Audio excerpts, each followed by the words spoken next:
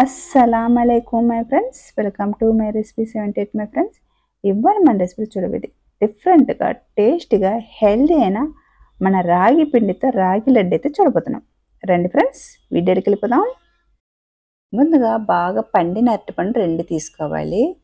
ఈ 2 అరటిపండుని పైన తొక్కని ఒలుచుకోవాలి.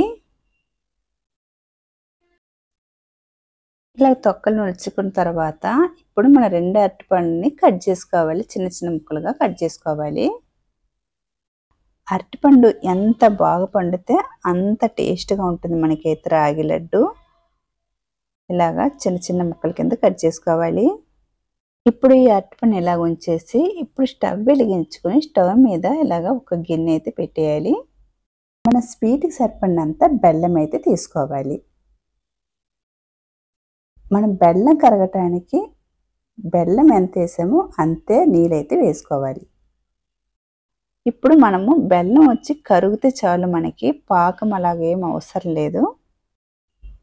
ఇప్పుడు మనకి బెల్లం పాకం బాగా కరిగిపోయింది. ఇలా కరిగిన తర్వాత ఇప్పుడు మనము ఇలా దించేసి కింద పెట్టేసిన తర్వాత ఇప్పుడు స్టవ్ మీదకి ఇంకొక ప్యాన్ అయితే ఇలా తీసుకోవాలి. ఇప్పుడు ప్యాన్లో ఒక 2 టేబుల్ స్పూన్ నెయ్యి వేయాలి. ఇలా నెయ్యి కరిగిన తర్వాత మనం ముందుగా కట్ చేసి పెట్టుకున్న అరటిపండుని ఇప్పుడు ఇందులో వేసుకోవాలి. ఇప్పుడు ఇలాగ అరటిపండు అంతా వేసుకున్న తర్వాత ఒకసారి బాగా కలుపుకోవాలి.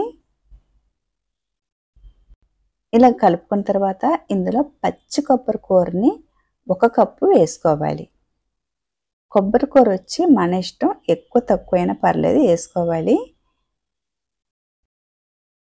ఇప్పుడు వేసుకున్న తర్వాత బాగా కలపాలి. 2 బాగా కలిసిపోయి కరిగిపోయినట్టుగా కలుపుకోవాలి. ఇప్పుడు 1/2 టేబుల్ స్పూన్ యాలకుల పొడి వేసుకోవాలి. వేపి పౌడర్ చేసి పెట్టుకున్న జీలకర్ర పొడి 1/2 టేబుల్ స్పూన్ వేసుకోవాలి. ఇలా వేసుకున్న తర్వాత బాగా కలపాలి. అరటిపండు వచ్చి ముక్కలు ముక్కలుగా లేకుండా బాగా మెత్తగా అయిపోవాలి. ఇలా బాగా మెత్తగా అయిన తర్వాత 150 గ్రాములు రాగి పిండిని ఇప్పుడు ఇందులో వేసుకోవాలి. రాగి పిండి వచ్చి బాగా స్మూత్గా ఉండాలి, అలాగే జల్లించుకొని తీసుకోవాలి రాగి పిండిని. ఈ విధంగా 1 నిమిషానికి బాగా ఇలా కలుపుకోవాలి. ఇలా బాగా కలుపుకున్న తర్వాత ముందుగానే కరిగించి పెట్టుకున్న బెల్లాన్ని ఇప్పుడు ఇందులోకి వడగట్టుకొని వేసుకోవాలి. బెల్లం వచ్చి మంచి శుభ్రమైన బెల్లం అయితే వడగట్టన అవసరం లేదు. ఏదైనా చెత్త ఉందని డౌట్ ఉంటే ఇలాగ వడగట్టుకుంటే మంచిదే. ఇప్పుడు ఇలా వడగట్టేసిన తర్వాత ఇప్పుడు మనం బాగా కలుపుకోవాలి. 2 నిమిషాలకి బాగా కలుపుకోవాలి. మంట వచ్చి హైలో కాకుండా లో ఫ్లేమ్లోనే పెట్టుకొని మనం కలుపుకోవాలి. రాగి పిండి వచ్చేసి పెన్నానికి అంటుకోకూడదు, ఆ విధంగా వచ్చేంత వరకు కలుపుకోవాలి. ఈ విధంగా రావాలి రాగి ముద్ద. ఇలా వచ్చిన తర్వాత ఇప్పుడు స్టవ్ ఆఫ్ చేసుకొని ఈ రాగి ముద్దని ఒక ప్లేట్లోకి తీసుకోవాలి. ఇలా బాగా చల్లారిన తర్వాత చేతి కొద్దిగా నీరు రాసుకొని ఇలాగా చిన్న చిన్న ఉండల కింద ఇలాగా చుట్టుకోవాలి. ఇలా చుట్టుకున్న తర్వాత ఇడ్లీ మూత పైన అట్టగా పేర్చి దానిపైన ఈ లడ్డులన్నీ ఇలా పేర్చుకొని ఇప్పుడు ఇడ్లీ పాత్రలో కొద్ది నీళ్ళు వేసి స్టవ్ మీద పెట్టి వేడి చేసుకోవాలి. వేడి చేసుకున్న తర్వాత ఇప్పుడు మన ఇడ్లీ మూతని ఇలా పైన పెట్టేసి మూత పెట్టి 15 నిమిషాలకి ఆవిరిలోనే ఉడికించుకోవాలి. ఇప్పుడు మనకి 15 నిమిషాలు అయిపోయింది. ఇప్పుడు స్టవ్ ఆఫ్ చేద్దాం.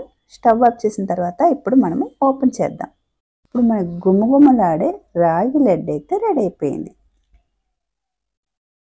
సింపుల్గా టేస్ట్గా హెల్దీ అయిన మన రాగి లడ్డు అయితే రెడీ అయిపోయింది. చూసారా ఫ్రెండ్స్, చూసారా ఎంత స్మూత్గా ఉందో మన రాగి లడ్డు. మీకు నచ్చిందా? మీకు నచ్చితే కనుక మీ ఫ్రెండ్స్ అండ్ ఫ్యామిలీకి షేర్ చేయండి.